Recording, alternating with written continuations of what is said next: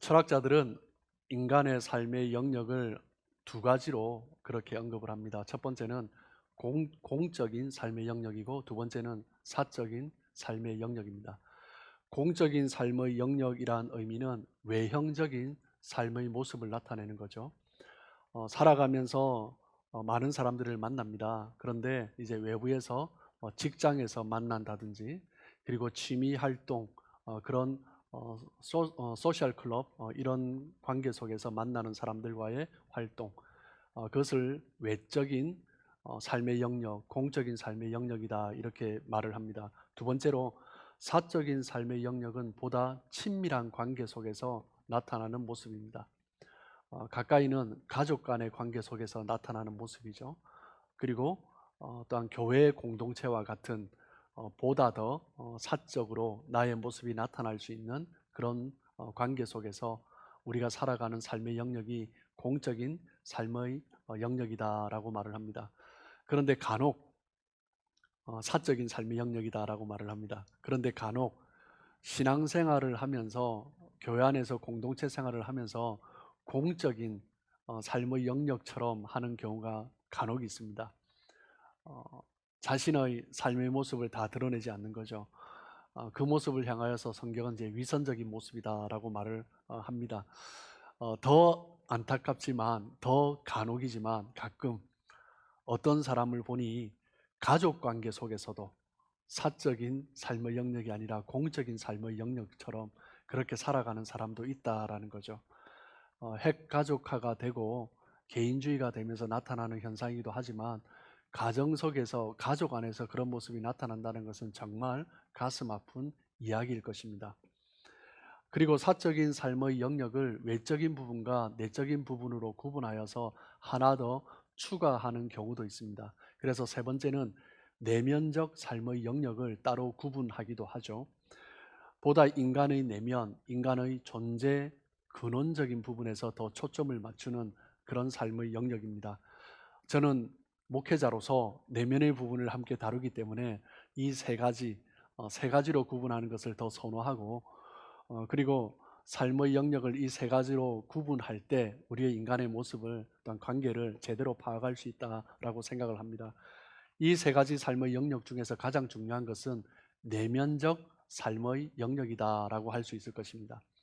즉, 나는 어떤 존재인가, 나의 존재 근원은 무엇인가, 자기 자신의 정체성에 관한 부분인 것입니다. 나의 정체성이 어떠한가, 그것을 바로 알아갈 때 우리의 삶의 영역에서, 공적인 영역과 사적인 영역에서 건강한 나의 자아가 나타나게 되는 거죠. 성도의 정체성을 이야기할 때, 성도의 내면적인 부분을 이야기할 때 빼놓을 수 없는 가장 중요한 세 가지가 있습니다. 무엇입니까? 믿음, 소망, 사랑입니다. 믿음, 소망, 사랑은 오늘 우리가 로마서를 함께 나누고 있지만, 로마서에도, 그리고 우리가 잘 아는 고린도전서에도, 그리고 다른 사도 바울의 서신을 보아도 사도 바울의 신학의 기초가 되는 것이 바로 믿음, 소망, 사랑입니다. 고린도전서 13장 13절 말씀을 보면 사랑에 관한, 믿음에 관한, 소망에 관한 절정의 말씀이죠. 그런즉 믿음, 소망, 사랑, 이 세 가지는 항상 있을 것인데 그 중에 제일은 사랑이라. 믿음, 소망, 사랑은 눈에 보이지 않지만 항상 존재하는 것이고, 그리고 항상 있을 것이고, 그리고 우리 인생을 살아가는데 가장 중요한 요소이고, 그리고 우리의 삶을 가장 행복하게 만들 수 있는 가장 중요한 주제들이다라는 것입니다. 이 세 가지 중에서 가장 중요한 것은 무엇입니까? 네, 세 가지 다 중요하죠. 그렇다 할지라도 그 중에 하나를 고르라면 무엇을 고릅니까? 대부분 사랑을 고르셨을 것입니다. 사도 바울도 그러죠. 뭐라고 합니까? 그 중에 제일은 사랑이라 라고 말을 하고 있습니다. 하지만 이 사랑이 중요하지만 이 믿음, 소망, 사랑은 떼내올 수가 없습니다. 사랑 또한 믿음에서 시작되는 것입니다. 믿음의 굳건히 서 있을 때 사랑이 나타나게 되는 거죠. 여러분, 누군가를 향해 내가 신뢰하지 않는다면, 그 사람을 내가 믿지 않는다면, 그 사람을 향한 믿음이 없다면 그 사람을 향해서 사랑이 나타날 수 있을까요? 예, 그러지 못할 것입니다. 그 사람을 향해서 흔들리지 않는 믿음이 있을 때 우리는 충분한 사랑을 표할 수 있고 그리고 끝까지 사랑할 수 있는 거죠. 하나님과의 관계에서도 마찬가지입니다. 하나님 안에서 그 믿음이 굳건할 때 하나님 주시는 그 사랑을 충분히 경험하고 그리고 그 사랑으로 나의 삶 가운데 하나님의 사랑이 또한 나타나게 되는 것입니다. 하나님을 사랑하고 이웃을 사랑하는 그것 또한 하나님이 나를 얼마나 사랑하시는가 그 믿음 안에서 시작되는 것이죠. 하나님을 향한 믿음이 있을 때 또한 우리는 소망을 가질 수 있습니다. 어떤 환난도 이겨낼 수 있죠. 왜? 그 하나님이 나의 하나님이기 때문입니다. 하나님이 나를 붙들고 계시고 나와 함께 하시기 때문에 그 믿음이 있기 때문에 결코 소망을 놓지 않을 수 있는 것입니다. 믿음은 현실에 안주하도록 하지 않습니다. 믿음은 현실이 어려워도 불평하게 하지 않습니다. 앞으로 하나님께서 주실 일들을 소망하고 사모하면서 하나님 앞에 설날 그날을 기대하면서 나아가게 하는 것입니다. 믿음, 소망, 사랑, 이 세 가지는 너무나 중요한 것이고 그 중에 최절정은 사랑이라 할 수 있지만 그 시작은 믿음이고 그렇기 때문에 믿음, 소망, 사랑 이 세 가지는 결코 떼어놓을 수 없는 것이죠. 오늘 로마서 12장 우리가 함께 읽은 3절에서 13절 부분도 이 믿음과 소망, 사랑 이 기초적인 주제 위에서 사도 바울은 언급을 하고 있습니다. 로마서 1장에서 11장까지는 교리적인 부분을 다루었다고 했죠. 그 교리가 우리가 믿음 안에서 구원을 얻을 수 있다는 것입니다. 그리고 지난주부터 함께 나누고 있는 12장부터 마지막까지는 믿음의 실천적인 부분에 있어서 그리스도인이 어떤 실천적인 삶을 살아야 하는가 그것에 대해서 나누고 있습니다. 로마서의 주제는 믿음으로 구원받은 성도의 삶이다라고 할 수 있습니다. 지난 주간에 함께 나누었던 것처럼 우리의 그리스도인의 믿음의 삶에 있어서 가장 중요한 부분은 무엇입니까? 바로 예배입니다. 예배가 바로 설 때, 그리스도인의 삶에 예배가 바로 세워질 때, 죽은 제사가 아니라 산 제사로 하나님 앞에 드려질 때, 우리가 공예배를 드릴 때에도 하나님과 나와 상호적인 작용, 그 관계 속에서 하나님의 은혜를 충분히 경험하고 그리고 나아가 우리의 삶의 현장에서, 가정에서, 직장에서, 어디에서든지 내가 그리스도인으로서 삶의 예배가 나타나는 그것이 바로 그리스도인의 삶의 모습이다라는 거죠. 그 삶의 예배가 무엇인지 오늘 로마서 12장 3절부터 구체적으로 교훈을 하고 있는 것입니다. 가장 먼저 사도 바울이 언급하는 내용은 무엇입니까? 바로 믿음, 소망, 사랑 이 세 가지입니다. 너무나 중요한 주제이죠. 사도 바울은 다른 서신서에서도 이 기초 위에 서 있다라고 말씀드렸죠. 데살로니가전서 1장 3절 말씀을 보시면 너희의 믿음의 역사와 사랑의 수고와 우리 주 예수 그리스도에 대한 소망의 인내를 우리 하나님 아버지 앞에서 끊임없이 기억함이니. 사도 바울이 핍박 가운데 있는 데살로니가 교회의 성도들을 향하여서 편지를 쓰면서 세 가지를 언급합니다. 무엇입니까? 믿음, 소망, 사랑. 하나님께서 우리 성도들을 바라보실 때 가장 기뻐하시는 것이 무엇인가? 이 세 가지를 언급합니다. 믿음, 소망, 사랑. 믿음의 역사와 사랑의 수고와 소망의 인내를 가진 성도, 그 사람을 하나님께서 가장 기뻐하시는 것입니다. 첫 번째 무엇이라고요? 믿음의 역사가 있는 성도를 하나님께서는 가장 기뻐하십니다. 구원은 행위로 얻는 것이 아니라 믿음으로 얻는 것입니다. 그런데 믿음은 행위로 나타나는 것입니다. 야고보서에서도 야고보 사도도 언급을 했죠. 우리가 믿는 믿음은 어떤 것입니까? 죄에서 구원을 받은 그 믿음이죠. 믿음이 어떤 사람 속에 들어갔다고 하면 그에게 나타나는 가장 뚜렷한 증거는 무엇입니까? 변화입니다. 그 믿음이 절정에 달했다면 그 사람의 삶은 하나님 안에서 정말 기쁨으로 자기 자신도 놀랄 만큼 변화되어 가는 것입니다. 믿음의 사람은 그 속이 달라지고, 믿음의 사람은 삶의 방향이 달라지고, 믿음을 가지면서 그동안 붙들었던 삶의 가치가 달라지기 시작하는 것입니다. 그리고 그 삶 가운데 붙들었던 헛된 것들, 이제 끊을 것은 과감하게 끊고 하나님 안에서 달려가는 거죠. 하나님의 은혜로 말미암아 구원을 받았다면 그 믿음의 사람은 죄된 모습에서 점점점 변화되어 하나님의 자녀로 점점 자라가게 되는 것입니다. 오늘 본문 로마서 12장 3절 하반절 말씀에 봐도 또한 언급을 하고 있죠. 오직 하나님께서 각 사람에게 나누어 주신 믿음의 분량대로 지혜롭게 생각하라. 우리가 그리스도인으로 어떻게 살아야 하는가? 첫 번째, 우리가 믿음으로 말미암아 구원을 얻었는데 그 믿음 가운데서 우리가 어떻게 살아야 할 것인가 지혜롭게 생각하라라고 말을 하죠. 어떤 생각이 지혜로운 생각입니까? 사도 바울은 12장 4절부터 언급을 하고 있습니다. 4절, 5절 말씀입니다. 우리가 한 몸에 많은 지체를 가졌으나 모든 지체가 같은 기능을 가진 것이 아니니 이와 같이 우리 많은 사람이 그리스도 안에서 한 몸이 되어 서로 지체가 되었느니라. 성경은 교회를 그리스도의 몸에 비유를 하고 있습니다. 그리스도를 머리로 하는 몸된 지체들이 교회인 거죠. 그리스도를 믿고 나니 옆에 있는 성도들과 함께 우리는 그리스도와 함께하는 운명 공동체가 되었다라는 것을 깨닫게 되는 것입니다. 그리스도 안에서 한 몸이 된 것입니다. 그리스도 안에서 서로 지체가 된 것이죠. 주님의 몸된 공동체 안에서 우리가 지체가 되었다라는 것은 주님의 은혜를 함께 누리고 주님 주시는 기쁨을 함께 누리고 때로는 아픔이 있다면 아픔도 함께 누리게 되는 그런 공동체, 그런 지체가 되었다라는 것입니다.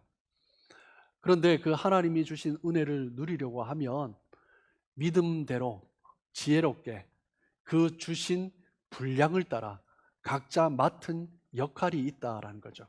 그 지체로서요. 어떤 역할입니까? 12장 6절에서 8절까지 이야기하고 있습니다. 제가 다시 봉독해 드리겠습니다. 우리에게 주신 은혜대로 받은 은사가 각각 다르니 혹 예언이면 믿음의 분수대로, 혹 섬기는 일이면 섬기는 일로, 혹 가르치는 자면 가르치는 일로, 혹 위로하는 자면 위로하는 일로, 구제하는 자는 성실함으로, 다스리는 자는 부지런함으로, 긍휼을 베푸는 자는 즐거움으로 할 것이니라. 각자에게 하나님은 몸된 지체된 우리 모든 사람들마다 주신 은사가 있습니다. 간혹 어떤 사람들은 목사님 저는 은사가 없는 것 같아요. 은사가 뭔지 모르겠어요 라고 말씀하시는 분이 있습니다. 아니요, 그렇지 않습니다. 은사가 없는 사람은 한 사람도 없습니다. 우리 몸에 필요한 부분이 한 군데도 없는 것과 마찬가지입니다. 우리 몸에 가장 필요 없는 부분이 무엇입니까? 없죠. 여러분이 필요 없다고 하나 떼어버리라면 무엇을 떼어버리겠습니까? 필요 없는 부분이 없습니다. 심지어 발톱 하나가 없어졌다 하더라도 우리는 걷는 것이 불편하고 뛰는 것이 불편해서 제대로 행동할 수가 없는 거죠. 우리 몸의 지체 중에 어느 것 하나 아무리 미약해 보이는 것이라 할지라도 소중하지 않은 것이 없다라는 것입니다. 그렇기 때문에 주님의 몸된 지체된 우리 성도들은 은사가 없는 사람이 한 사람도 없다라는 거죠. 각자에게 주어진 역할이 있고 우리가 몰라도 각자마다 하나님 주신 은사를 따라 감당해야 될 역할이 있고 또한 감당하고 있다라는 거죠. 12장 3절 하반절을 다시 보시면 하나님께서 각 사람에게 나누어 주신 믿음의 분량대로 지혜롭게 생각하라라고 말을 하고 있습니다. 어떤 것이 지혜롭게 생각하는 것입니까? 하나님께서 주신 은사를 따라 그것을 믿음으로 내가 무엇을 해야 될지 믿음의 역사로 믿음의 행함으로 나타나는 것입니다. 믿음은 무엇입니까? 내가 있는 위치에서 하나님께서 나를 어떻게 붙들어 주셨는가 세워 주셨는가 그것을 발견하고 그리고 그 믿음이 나의 행함으로 나타나게 되는 것입니다. 그 믿음의 역사를 하나님께서 기뻐하시는 거죠. 여러분, 어떻게 은사를 발견할 수 있습니까? 네, 은사는 내가 하는 일이 즐거운 것이 은사입니다. 즐겁고 하나님께서 기뻐하시는 거죠.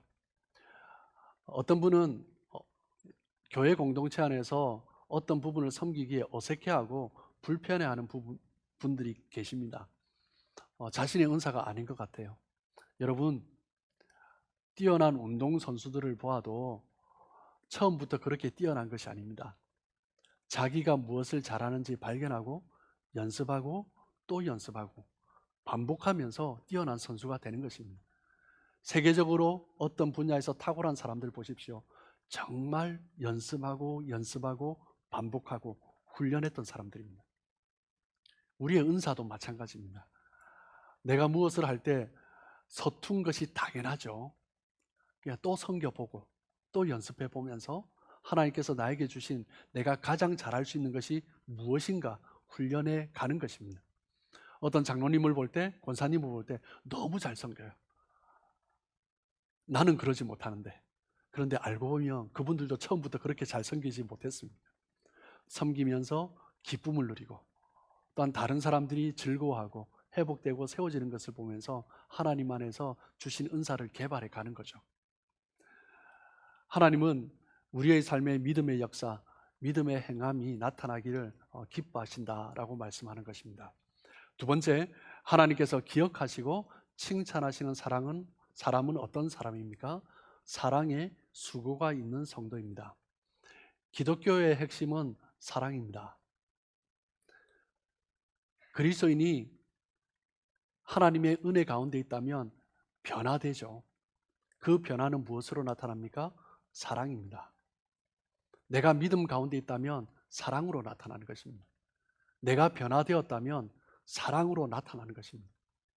사랑하지 않는 것은 아직 변화되지 않는 것입니다. 교회 공동체 안에서 정말 사랑하지 못할 사람이 있다. 아직 내가 변화되지 않은 것입니다. 그리스도인은 그리스도의 사랑으로 세워진 자들입니다. 주님께서 나를 사랑해 주셨죠. 나 같은 자도 사랑해 주셨는데 내가 누구를 사랑하고 사랑하지 않고 할 수 있겠습니까? 교회는 그리스도의 사랑 위에 세워진 공동체입니다. 그렇기 때문에 함께 서로 사랑하고 품고 세워나가는 거죠. 누가 사랑할 수 있습니까? 그 그리스도의 사랑을 경험한 사람입니다. 그 그리스도의 사랑을 받아본 사람이 나누어 줄 수 있는 거죠. 받을 수 없는 그 사랑을 내가 받았기 때문에 내가 볼 때는 저 사람은 사랑받을 만하지 못한 사람이에요. 그래도 줄 수 있는 것입니다. 내가 그 사랑을 받아보았기 때문이죠. 사랑을 경험해 보지 못한 사람은 표현할지 모릅니다. 간혹 보면 안타깝죠. 부모가 되었는데 자녀를 사랑할 줄 모르는 것입니다. 자녀를 사랑하는데 어떻게 사랑을 표현해야 될지 모르는 거죠. 때로는 부모 자기 자신이 고민하기도 하고 힘들어하기도 합니다. 그런데 때로는 본인은 사랑한다고 생각하는데 자녀는 그렇지 않다라고 말을 하는 거죠. 그럴 때 부모는 너무나 황당하고 당황스럽고 어떻게 해야 될지 모르는 것입니다. 여러분, 우리는 우리 속에 가득한 것이 흘러나옵니다. 내 안에 사랑이 충만하면 사랑이 흘러나와요. 그리스도의 사랑이 내 안에 충만하며 흘러나오는 것입니다. 그리스도의 사랑이 내 안에 충만히 채워져 있다면 그 사랑이 자연스럽게 다른 사람들에게 흘려나가게 되는 거죠. 그리스도의 그 십자가를 내가 충분히 경험하면 그 사랑 안에 충만히 잠기면 내 안에 그 사랑이 채워집니다. 내가 어린 시절 사랑을 충분히 받아보지 못했던 사람이라 할지라도 그리스도 안에서 하나님 아버지의 그 사랑을 경험하고 나면 마치 이 사람은 어린 시절부터 부모의 사랑을 충분히 받은 사람처럼 다른 사람을 사랑하는 거죠. 간혹 보면 그런 성도들이 있어요. 정말 그 얼굴에 사랑이 충만하고 말하고 행동하는 것이 사랑이 충만한데 그런데 지난 이야기를 돌아보면 어린 시절 너무나 어렵고 힘든 아픈 부모와의 관계 속에서 깨어진 가정 속에서 자란 분들이 있습니다. 그런데 어떻게 저렇게 사랑할 수 있을까? 정말 놀라운 분들이 있어요. 어떤 분들입니까? 하나님의 사랑을 깊이 경험한 사람들입니다. 예, 그러면 변화돼요. 그런 부모를 만난 자녀들은 어떨까요? 정말 행복하죠. 내가 그런 사랑을 누리지 못했다 할지라도 내가 하나님 안에서 그런 사랑을 누리고 우리 자녀들에게 그 사랑을 나누어 주는 것입니다. 그 자녀들이 그 하나님의 사랑을 받으면서 자라가면 얼마나 축복이 되겠습니까? 여러분, 우리의 삶의 기준은 사랑입니다. 교회에서 우리가 어떻게 살아가는가 기준은 사랑입니다. 우리의 가정에서 어떻게 살아가는가 기준은 사랑입니다. 나와 자녀와의 관계 속에서 무엇이 기준이 됩니까? 사랑입니다. 그 사랑은 내 안에서 나오는 것입니다. 12장 9절에서 11절입니다. 사랑에는 거짓이 없나니 악을 미워하고 선에 속하라. 형제를 사랑하여 서로 우애하고 존경하기를 서로 먼저 하며 부지런하여 게으르지 말고 열심히 품고 주를 섬기라. 여러분, 사랑으로 서로 돌아보고 섬겨야 됩니다. 근데 사랑은 그냥 하는 것이 아니라 부지런해야 할 수 있는 것입니다. 부지런하게 해야 됩니다. 열심히 해야 되는 것이 사랑입니다. 그냥 사랑해 말로 그냥 할 수 있는 것이 아닙니다. 여러분의 그 사랑으로 형제 자매가 살아나고 교회가 기쁨 가운데 가고 여러분의 그 사랑, 하나님이 우리를 열심으로 사랑하셨잖아요. 하나님의 그 열심, 그 가득한 그 사랑을 받은 우리가 그 사랑으로 열심히 자녀들을 사랑하고 아내를 사랑하고 남편을 사랑하고 그러므로 말미암아 관계가 회복되고 기쁨이 가득하고 즐거움이 가득한 그런 귀한 삶 되시길 주님의 이름으로 축복합니다. 세 번째, 하나님께서 기억하시고 기뻐하시는 사람은 어떤 사람입니까? 소망에 인내가 있는 사람입니다. 로마서 12장 12절 13절입니다. 소망 중에 즐거워하며 환난 중에 참으며 기도에 항상 힘쓰며 성도에 쓸 것을 공급하며 손 대접하기를 힘쓰라. 여러분, 믿음이 있다라는 것은 지금 내 삶이 어려워도 그 어려움 가운데 갇혀 있지 않는 것입니다. 내 앞길이 어떠할지 우리 집사님 기도해 주셨지만 지금 코로나 사태 속에서 어떻게 앞길을 헤쳐나가야 할지 막막하고 모를 때도 믿음의 사람은 주님께서 나의 주님이시기 때문에 그 주님을 붙들고 주님을 믿는 그 믿음 안에서 소망을 잃지 않고 서 있는 것입니다. 그 사람이 바로 믿음의 길을 걸어가는 사람이죠. 이 땅이 다가 아니기 때문에 주님 앞에 설 그날을 바라보면서 이 땅을 살아가면서 어떤 환난과 어려움이 있어도 참고 기도하고 인내하면서 또한 연약한 사람들을 어려움 가운데 있는 사람들을 돌아보면서 섬기며 보살피며 세워가는 것입니다. 믿음의 또 다른 말은 소망의 인내입니다. 내가 누군가를 믿는다라는 것은 지금 당장 그 사람을 볼 때 마음에 들지 않는 부분이 있다 할지라도 내가 변화되었듯이 그 사람이 변화되고 하나님 앞에 바로 세워질 것을 소망하는 것입니다. 네, 그것이 믿는 것이죠. 인내하는 사람이 믿음의 사람이고 인내하는 사람이 화평케 하는 사람입니다. 여러분, 누가 화평을 깨는 사람입니까? 화평을 깨는 사람의 특징은 인내하지 못합니다. 왜 인내하지 못합니까? 소망이 없기 때문이죠. 소망을 잃으면 인내하지 못하는 것입니다. 그렇기 때문에 문제가 생기면 어려움이 생기면 비판하고 판단하고 정죄하게 되는 것입니다. 그러면서 그 사람들의 특징이 무엇입니까? 정의를 내세웁니다. 정의를 바로 세워야 된다는 거죠. 누가 화평을 깨고 싶겠습니까? 그런데 대부분 화평을 깨는 사람들의 특징은 무엇이냐면 바른 말을 한다는 것입니다.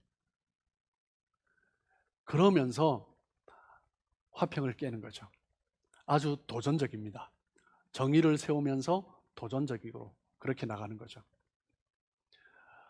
어느 한 성도님이 고민을 나누어 주셨습니다. 다른 성도 때문에 너무 힘들어 하세요. 그 사람의 말 때문에 힘들고 행동 때문에 너무 힘들고, 그래서 믿는 사람이기 때문에 참고 참고 참고 인내해 왔는데 너무 힘든 거예요. 네, 그래서 이러면 계속 반복되겠다 싶어서 찾아가서 한번 말은 해야겠다라고 이제 생각을 하셨나 봐요. 예, 그러면서 참 감사한 것은 저에게 찾아와 주셔서 그 고민을 함께 나누어 주셨어요. 그래서 제가 어떤 말씀을 드렸냐면, 제가 했던 비슷한 경험을 나누면서, 제가 했던 실수를 나누면서 그래도 참으셔야 됩니다라고 말씀드렸습니다. 여러분, 참고 참고 참다가 말하는 것은 결국 터뜨린 것입니다. 참고 참고 참은 것이 참고 참고 참은 것이 아니라 벼르고 벼르고 벼르다가 찼을 때 터뜨린 거죠. 그것은 참은 것이 아니라 인내한 것이 아니라 벼른 것입니다. 얼마나 오랫동안 벼렸느냐, 얼마나 적게 벼렸느냐, 그 길이의 차이뿐입니다. 참 감사한 것은 그 성도님께서 자기 마음을 돌아보시면서 내가 참고 인내한 것이 아니라 벼르고 벼르었던 것 같습니다 라고 말씀해 주셔서 얼마나 감사했는지 모릅니다. 그리고 이제 가서 말씀하시려고 했던 그 마음을 거두셨어요. 얼마나 감사한지요. 여러분, 무엇으로 화평이 깨집니까? 대부분 말로 깨집니다.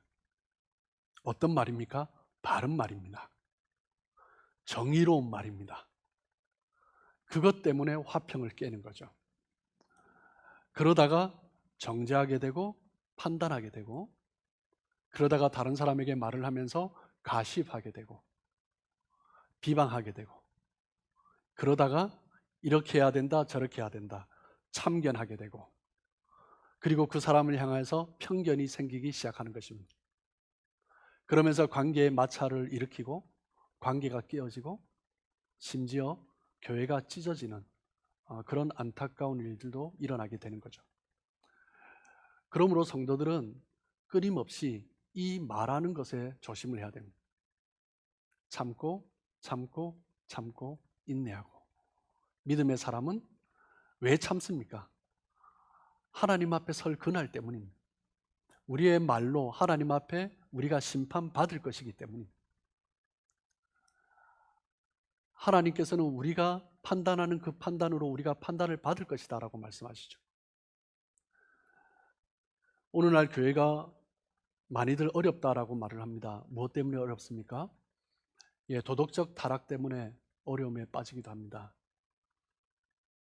단 교회를 향한 세상 사람들 매스컴의 공격 때문에 어려움에 빠지기도 합니다. 또한 교회가 재정적 어려움 때문에 어려움에 빠지기도 합니다. 그런데 그런 어려운 문제들은 잘 극복되면 나중에 후에 축복의 터전이 되기도 합니다. 감사의 제목이 되기도 하는 거죠. 그런데 말을 잘못하면, 말로 인해서 생기는 어려움은 어떻게 주워 담을 수가 없습니다. 정말 그렇기 때문에 믿음의 사람은 말을 조심해야 합니다. 믿음의 사람이 인내한다라는 것은요, 말을 인내하는 것입니다. 정의를 외치고 비판하고 판단하는 사람들의 내면의 동기는 무엇입니까? 자기입니다. 자기 의가 강한 사람일수록, 자기 주관이 강한 사람일수록 바른 것을 외치는 거죠. 사람들은 누군가가 나를 향해서 정의를 외친다고 잘 변하지 않습니다. 여러분 그렇지 않습니까? 특별히 남편 여러분, 아내가 나를 향해서 정의를 외칠 때 변합니까? 안 변하죠. 우리의 관계는 항상 그렇습니다. 그런데 언제 변합니까? 감동을 주어야 변합니다. 제가 밤늦게 말씀을 준비하고 있을 때 아내가 사랑스러운 모습으로 맛있는 간식을 가져오면 제가 감동을 받죠. 그러면 변하는 것입니다. 참지 못하고 말로 다 쏟아내는 사람은 결코 감동을 주지 못합니다. 신앙의 사람이 감동을 줄 수 있는 것은 어떤 상황 가운데서도 소망을 가지고 인내하고 하나님 안에서 세워질 그 모습을 바라보면서 나아가는 것입니다. 그리스도인이 서로 바라보고 참고 기다리고 소망하고 인내하며 나아갈 때 하나님께서 기뻐하시는 거죠. 인내하는 사람이 감동을 주는 사람입니다.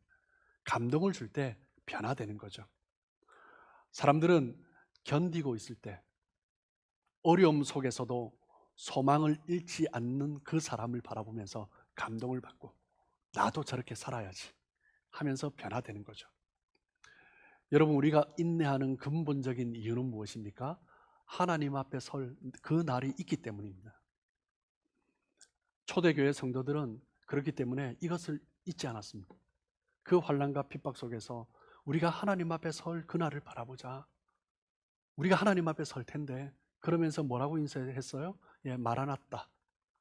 마라나타라고 서로 인사하면서 우리가 참자, 인내하자, 견디자. 우리가 곧 하나님 앞에 설 거야 라고 그렇게 살아갔던 거죠.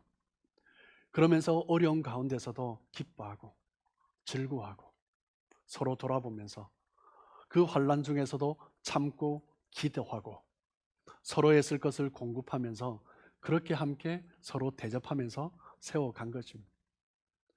영원한 천국을 기대하며 살아가는 사람은 그 주님이 다시 오실 그날을 소망하며 살아가는 거죠. 소망 중에 인내함으로 감동을 주시는 우리 사랑하는 성도님들 삶 되시길 주님의 이름으로 축복합니다. 오늘 본문에서 사도 바울은 믿음, 소망, 사랑 이 세 가지에 대해서 언급을 했습니다. 다시 보시면 로마서 12장 3절 하반절에 하나님께서 나눠주신 믿음의 분량대로 지혜롭게 생각하라. 여러분, 믿음 안에서 지혜롭게 생각하는 것을 사도 바울은 무엇으로 풀어갑니까? 하나님이 주신 그 지혜대로 하나님께서 세워주신 그 자리에서 내 역할을 감당하는 것입니다. 그것이 믿음에 있는 사람을 하나님이 천국으로 바로 데려가지 않으시고 이 땅 가운데 주신 하나님의 지혜입니다. 지체로서 교회에 맡겨주신 그 사명을 따라 하나님께서 우리에게 원하시는 그러한 사람들을 세워가고 하나님께서 원하시는 그 일들을 세워가는 것입니다. 로마서 12장 9절입니다. 사랑에는 거짓이 없나니 악을 미워하고 선에 속하라. 사랑의 사람은 거짓 없이 악을 미워하고 선에 속하게 됩니다. 믿음의 사람의 기준은 무엇이라고요? 사랑입니다. 사랑이 드러날 때 내가 믿음의 사람인 것을 나타내는 거죠. 우리 사랑하는 성도님 통해서 여러분의 삶의 모든 영역에, 가정에, 그리고 성도들과의 관계 속에서 사랑이 가득 드러나길 주님의 이름으로 축복합니다.